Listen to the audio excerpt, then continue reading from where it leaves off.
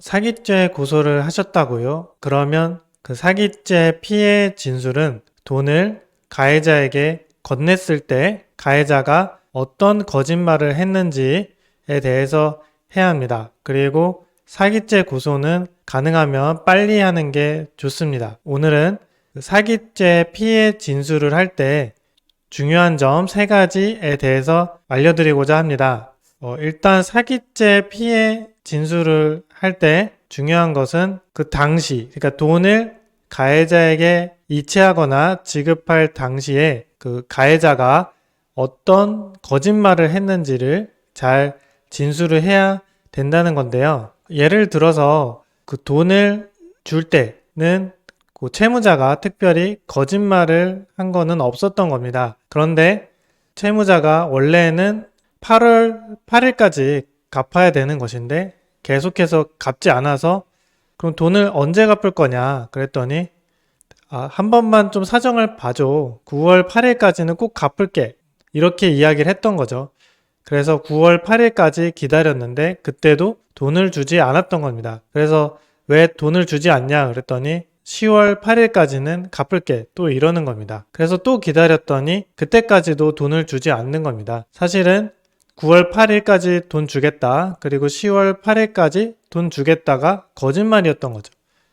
그런데 이렇게 돈을 빌리고 나서 나중에 채무를 독촉하니까 돈을 갚겠다고 거짓말을 하는 것, 이런 것은 사기죄 성립의 중요한 부분은 아닙니다. 왜냐하면 사기죄가 성립되는지는 그 돈을 줄 때 가해자가 어떤 거짓말을 했느냐가 중요한 거거든요. 예를 들어서 돈을 빌려달라고 하면서 돈 꼭 갚겠다. 지금 사업이 엄청 잘 돼. 빌려주면 얼른 갚을 수 있어. 이렇게 거짓말을 하는 거죠. 사실은 사업이 잘 되는 것도 아니었는데 이렇게 거짓말을 했던 겁니다.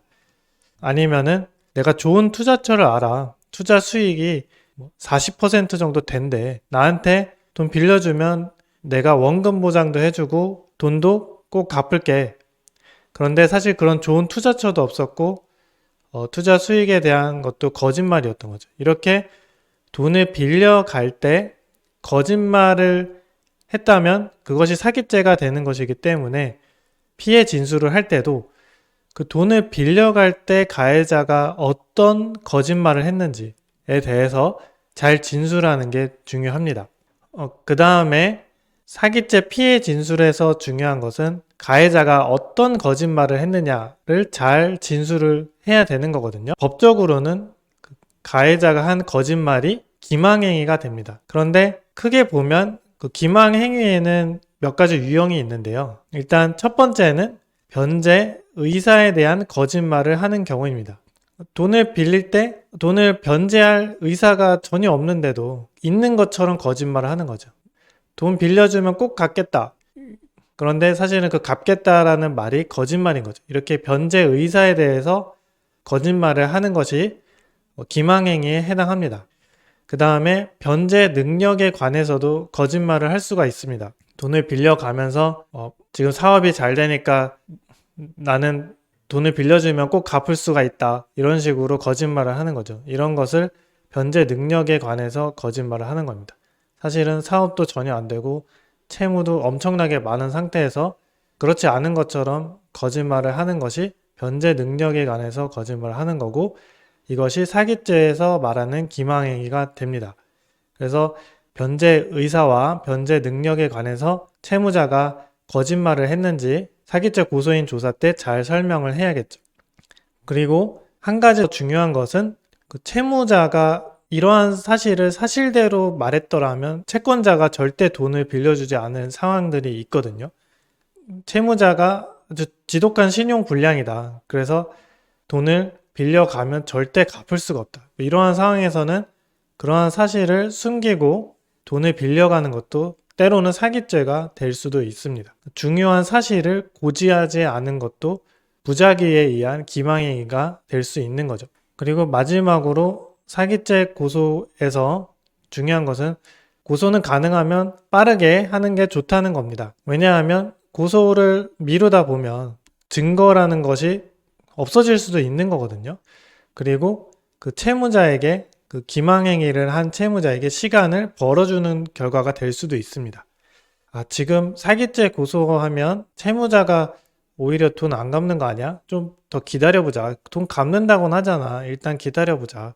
이렇게 망설이는 동안에 어떤 중요한 증거들이 없어질 수도 있는 거죠. 그래서 형사사건 초기 대응, 이거는 사기죄 고소에 있어서도 중요할 수 있습니다.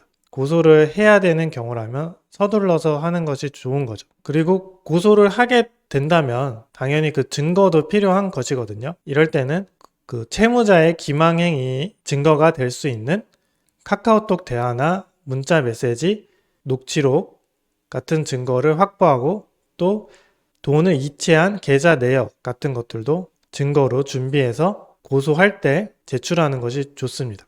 지금까지 그 사기 피해 진술을 할 때 중요한 점, 돈을 빌려갈 당시에 채무자가 어떤 거짓말을 했는지 이 부분을 잘 진술을 해야 하고 또 변제 의사와 변제 능력 그리고 중요한 사실을 고지하지 않은 것 이러한 부분을 속였다면 또 사기죄가 된다는 것입니다. 그리고 사기죄는 가능하면 서둘러서 하는 것이 좋습니다. 궁금한 점이 있으시면 댓글로 남겨주시면 성실하게 답변해 드리겠습니다. 지금까지 김영원 변호사였습니다.